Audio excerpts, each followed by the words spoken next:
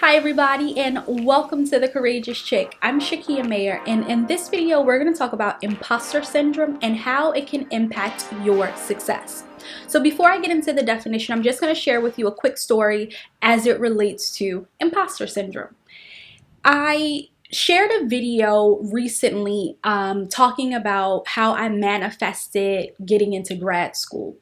And while I was super excited that I was accepted, when I received my acceptance letter, I thought, wait, but is it a mistake? Maybe they're going to take it back. Maybe this was a mistake. And I also had that same reaction when I was accepted to undergrad, when I was accepted into college.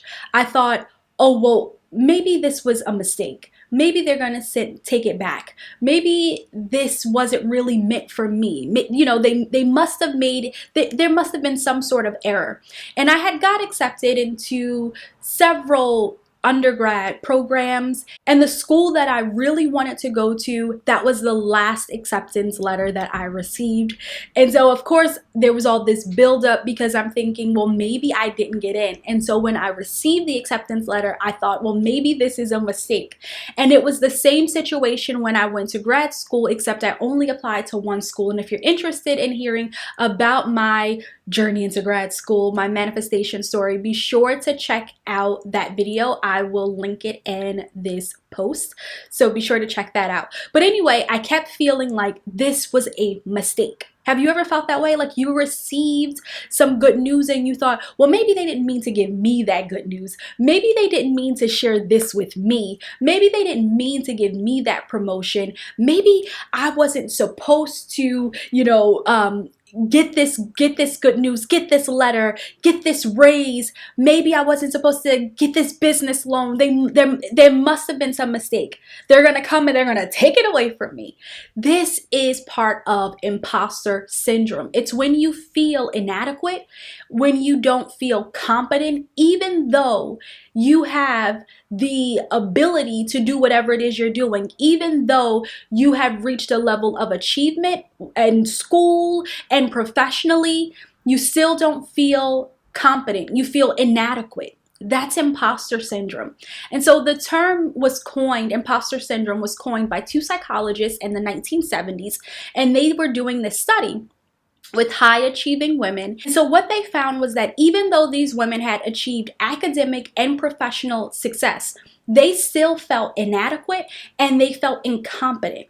And so there are so many times where you receive wins, where you receive, or not receive, but you are able to advance your career. You're able to achieve a goal and you feel like a fraud. You say, wait a minute, that may not be for me. Wait a minute, this must be a mistake. Or they're going to come and they're going to take it back. The same types of thoughts I had about that acceptance letter. They're going to send me an email and they're going to say, I'm sorry, I regret to inform you that this wasn't really meant for you. We have those thoughts, even though we have had some success, right? And even though we've been working toward whatever the goal was. So it's not like it just came from nowhere. It's not like it was just thrown into your lap. You've been working for it, but you still feel like it's not meant for you.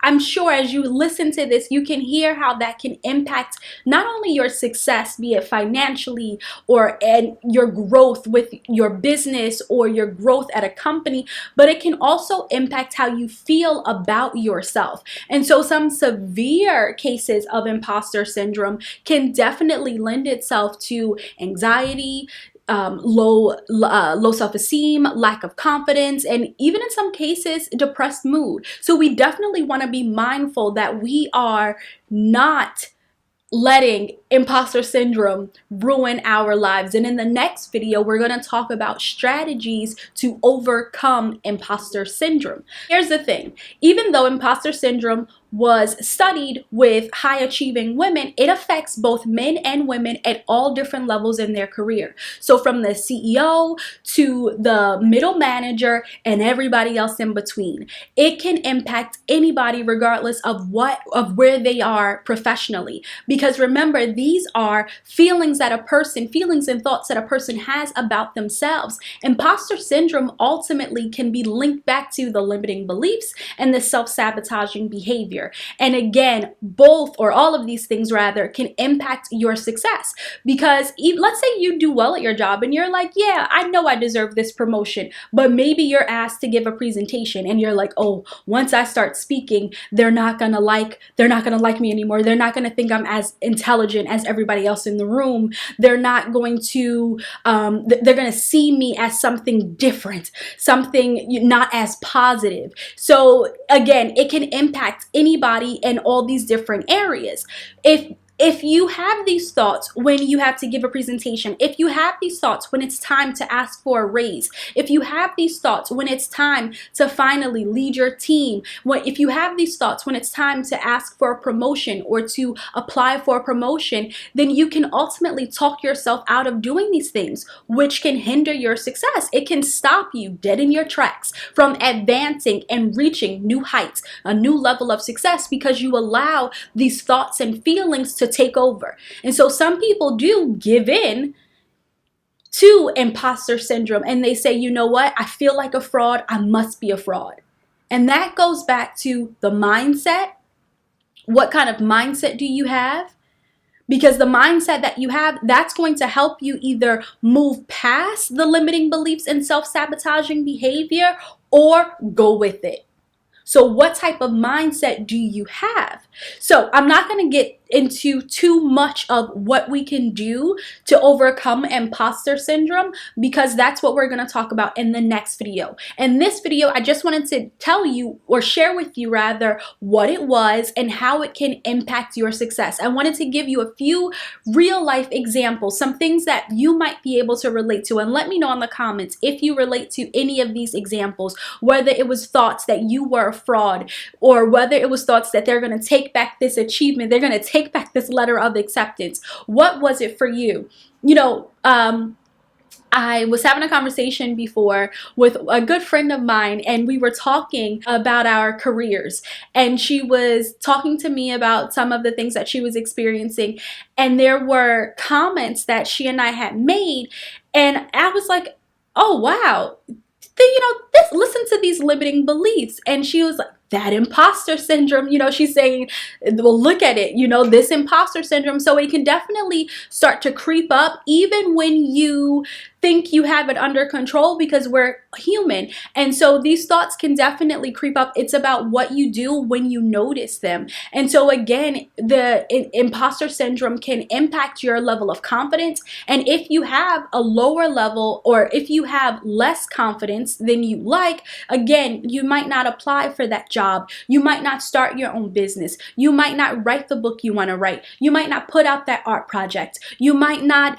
join a new company. You might not apply for a new position, which can impact now the money that you receive or the money you think you deserve to receive. So it can sprinkle in to all these areas. Oh, also with relationships, imposter syndrome, you feel like a fraud. Maybe you feel like, oh no, this person is too good for me. This person I don't deserve this person.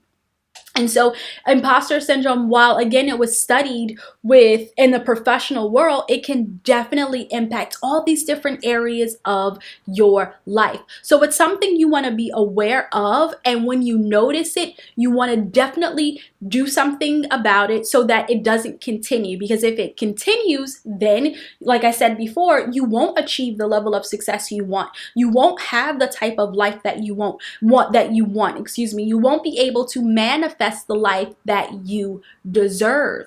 So again, imposter syndrome, in its simplest definition, it's when you feel like a fraud, when you feel inadequate, when you feel incompetent, even though you have the credentials to back it up. You have the experience. You have the academic achievement to back it up, but you still feel like you're going to get found out.